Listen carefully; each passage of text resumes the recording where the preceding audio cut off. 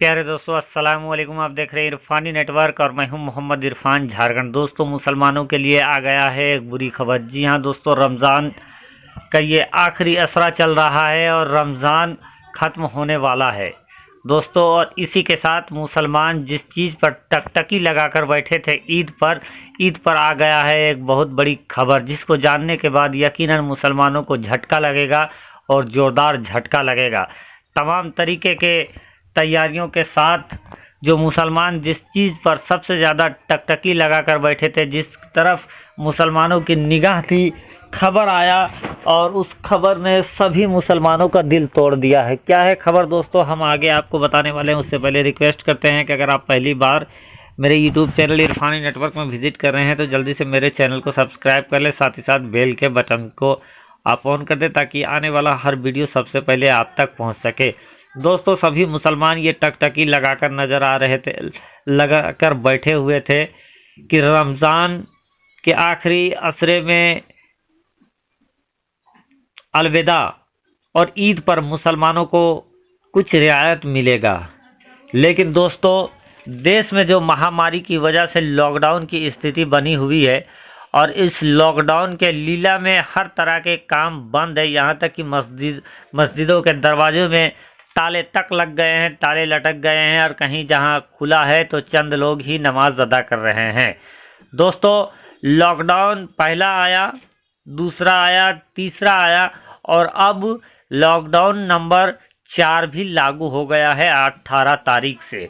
दोस्तों, लोग जिस चीज़ के इंतज़ार कर रहे थे, लोग जिस तरफ अपनी निगाहें बांधकर टकटकी लगाकर सरकार की तरफ देख रहे थे कि लॉकडाउन 4 में मुसलमानों को कुछ रियायत मिलेगी।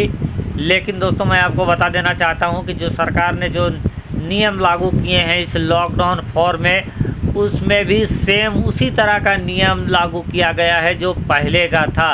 यानी कि किसी भी तरह की गैदरिंग को मना किया गया है, किसी भी तरह के धार्मिक रिलीजियस गैदरिंग पर पाबंदी लगाया गया है। साथ ही तरह के जितने भी तरह के राजनीतिक या गैदरिंग वाले जो भी चीज़ थे, उन तमाम चीज़ों पर पाबंदी आयद कर दिया गया है पहले की तरह। यानी कि दोस्तों, ईद के नमाज पर भी पाबंदी आप समझिए, क्योंकि ईद की नमाज बड़े पैमाने पर होता है, लोग जमा होते हैं और सरकार ने किसी भी जमा होने, भीड़ भाड़ होने से मनाही किया है और इस चीज़ों पर पहले की तरह पाबंदी लग गया है।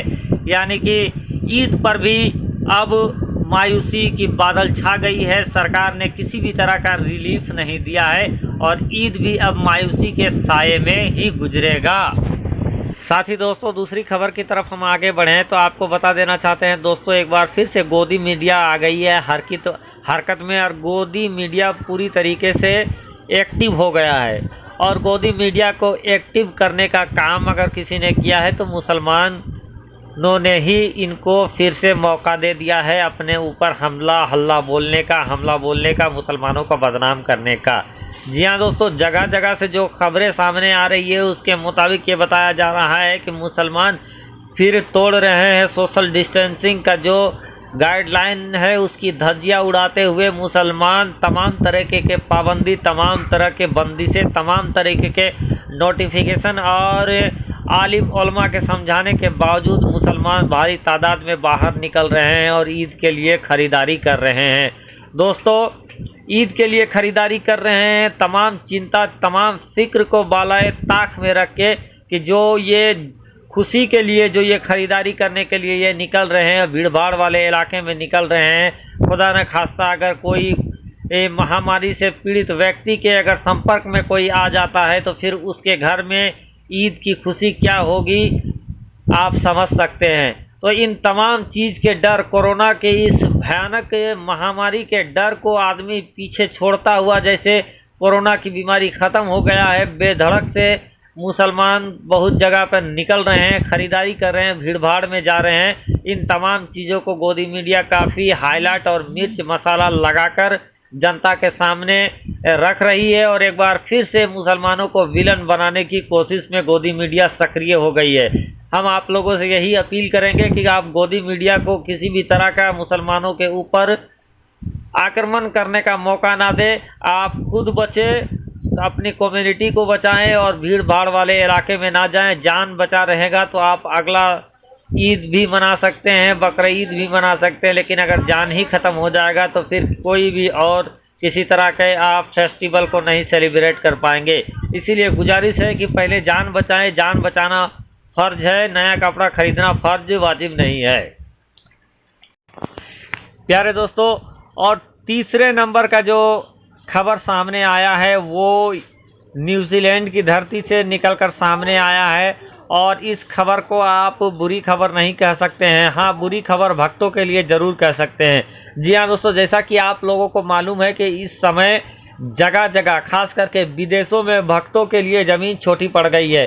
वजह यह है कि भक्त अपनी भक्तगिरी में इतने रम गए हैं, इतने बस गए हैं कि मुसलमानों को बदनाम करने का कोई भी मौका छोड़ते नहीं हैं। और चाहे देश हो विदेश हो, ये अपने काम काज को छोड़कर सिर्फ मुसलमान और इस्लामी फोबिया में लगे रहते हैं, मुसलमानों को बदनाम करने में लगे रहते हैं। दोस्तों, एक बड़ा मामला सामने आया है न्यूजीलैंड की सरजमी से, न्यूजीलैंड की धरती में, जहां बताया जा रहा है कि एक बड़ा ओहदे पर 22 एक भक्त, एक ऑफिसर रैंक का एक अधिकारी जो इस्लामिक चीज़ को आगे बढ़ाने के लिए, इस्लाम के ख़िलाफ़ बकवास करने के लिए, इस्लाम के ख़िलाफ़ टीका टिप्पणी करने के लिए उसके पर न्यूजीलैंड के ऊपर हुआ है बड़ी कार्रवाई।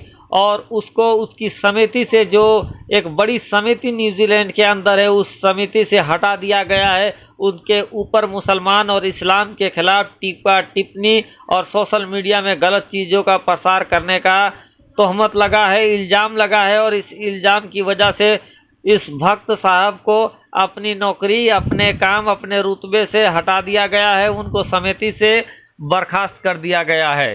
ये खबर न्यूजीलैंड से आ रही है, जो भक्तों को अभी भी चेतने का मौका दे रही है। भक्तों को ये बता रही है कि अगर आप इस दुनिया के अंदर, इस सरजमीन के अंदर अगर बाहर में जाकर अगर इस्लाम के ख़िलाफ़ कोई उल्टा सीधा बात कहोगे या किसी भी धर्म रिलीजियस के ख़िलाफ़ अगर आप उल्टा सीधा बकवास उल्टी करोगे तो फिर आपके लिए ये ज़मीन छोटी पड़ जाएगी। आपको कहीं भी रहने सहने का मौका नहीं मिलेगा, कहीं भी आप जेल के सिवा आज़ादी के साथ नहीं रह सकते हैं। तो दोस्तों, ये बड़ी खबर निकल कर आ रही है न्यूजीलैंड से, जहां एक भक्त को उसकी नौकरी से हटा दिया गया है। अफसोस की बात यह है कि वो एक बड़े समिति का सदस्य था और एक अच्छे रसूखदार पोस्ट पे था, लेकिन उनको इतने रसूखदार पोस्ट होने के बाद भी ये इस्लाम के ख़िलाफ़ गलत चीज़ों का प्रचार प्रसार कर रहे थे, जिसकी वजह से एक्शन हुआ है और वहाँ की सरकार ने उनको उस समिति से हटा दिया है। अफसोस, जहाँ लोग विदेश कुछ पैसा कमाने के लिए जाते हैं, जहाँ माँ बाप अपने बच्चों को बड़े ही हसरत के साथ, इस तमन्ना के साथ विदेश भेजते हैं कि वो विदेश में जाकर काम करेंगे तो उससे उनके घर का हालत सुधरेगा, उनके घर के, उनके खुद के बाल बच्चा हो या तो बहन भाई हो, जिसकी शादी में आसानी होगी। लोग घर वाले बहुत ही हसरत के साथ ज़मीन जायदाद को गिरवी रख के लोगों को विदेश कमाने के लिए भेजते हैं, लेकिन कुछ लोग इस्लामिक फोबिया का प्रचार प्रसार करते हैं और कुछ गलत मानसिकता के लोगों के ट्रैप में फंसकर वो गलत चीज़ों को आगे बढ़ाने लगते हैं। सोशल मीडिया के जानिब से आगे उसका संचार आदान प्रदान करने लगते हैं, और जब उन पर गाज गिरता है तो उनको खुद कठिनाई होती है, साथ ही साथ उनके घर वाले के तमाम तमन्नाएं टूट जाती है, तमाम चिंताएं और बढ़ जाती है, और जिस हसरत के साथ उनको बाहर भेजा जाता है उन तमाम चीज़ों पर विराम लग जाता है।